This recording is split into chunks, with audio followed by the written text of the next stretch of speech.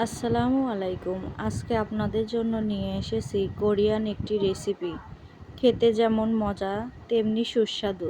চলুন দেখে নিই কী কী উপকরণ লাগবে। প্রথম 2টি আলু নিয়ে নিলাম। আলু 2টি ভালোভাবে ছিলে নিচ্ছি।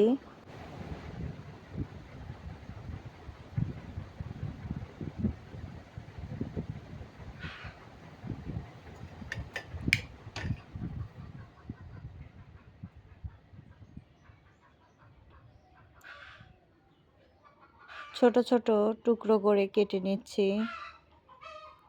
আপনারা যে যেরকমভাবে আলুর পিস করতে পারেন। আমি যাতে তাড়াতাড়ি সিদ্ধ হয় তাই ছোট ছোট পিস করে কেটে নিচ্ছি। এখন পানি দিয়ে ভালোভাবে আলুগুলো ধুয়ে চুলায় বসিয়ে দিব।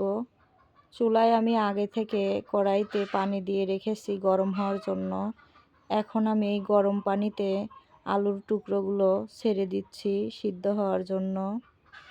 কিছুক্ষণ পর সিদ্ধ হয়ে গেছে দেখুন। এখন আমি উঠিয়ে নিচ্ছি। উঠিয়ে একটা ছাঁকনিতে এভাবে একটা চামচ দিয়ে ভালোভাবে চেপে চেপে আলুর ল্যাশগুলো বের করে নিচ্ছি। একদম মিহি ল্যাশ বের হচ্ছে। আমার এই মিহি ল্যাশগুলোই লাগবে। দেখুন একদম সবগুলো আলু চেপে চেপে মিহি ল্যাশ বের করে নিয়েছি আমি। এখন এই ল্যাশগুলোর ভিতরে আমি দিয়ে দিব পরিমাণ মতো কর্নফ্লাওয়ার। 2 চামচ পর্যন্ত নিয়েছি আমি। স্বাদ মতো একটু লবণ দিয়ে দিব। দিয়ে ভালোভাবে 3টি উপকরণ একসাথে মিশিয়ে নিব। মিশিয়ে নিয়ে এখন অল্প অল্প করে নিয়ে 2 হাতের সাহায্যে এভাবে গোল করে নেব এবং একটা বোতলের মুখ দিয়ে এভাবে চেপে চেপে ডিজাইন করে নিব যেন মাশরুমের মতো ডিজাইনটা হচ্ছে। এভাবে সবগুলো করে নিলাম। এখন আবার চুলায় গরম পানি দিয়ে রেখেছিলাম, গরম হয়ে গেছে। এখন আমি ছেড়ে দিচ্ছি, দিয়ে সিদ্ধ করে নিচ্ছি। আবারও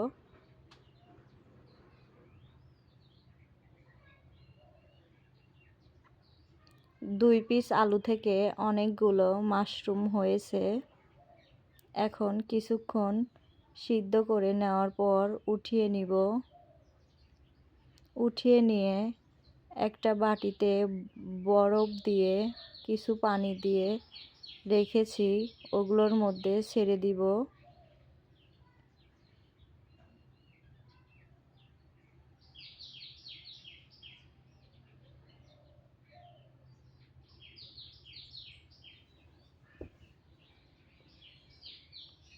এখন চুলায় আবার একটি কড়াই বসিয়ে দিব। দিয়ে দিব অল্প সামান্য একটু তেল।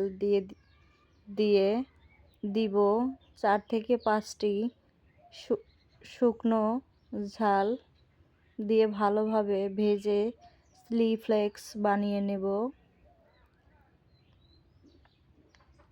দেখুন আমার মরিচগুলো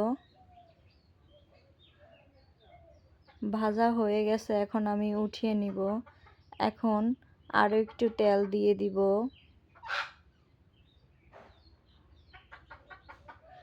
দিব কিছু কুচনো রসুন। আর যে মরিচগুলো ভেজে নিয়েছি সেগুলো হাতের সাহায্যে ডলে এখন দিয়ে দিব।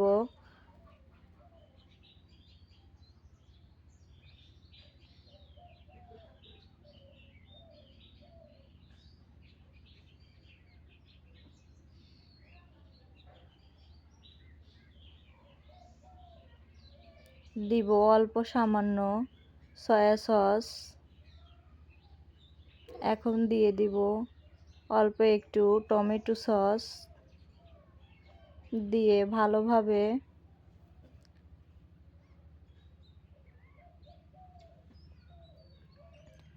দিব 2 চা চামচ চিনি এবং স্বাদ মতো একটুখানি লবণ দিয়ে ভালোভাবে সবগুলো উপকরণ মিশিয়ে নিব। মিশানো হয়ে গেলে দিয়ে দিব যে মাশরুমগুলো বানিয়ে রেখেছি সেগুলো।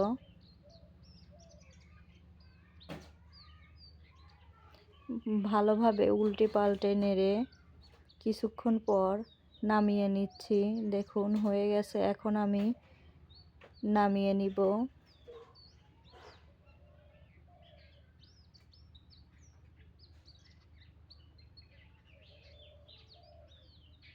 দেখুন হয়ে গেছে কোরিয়ান রেসিপি।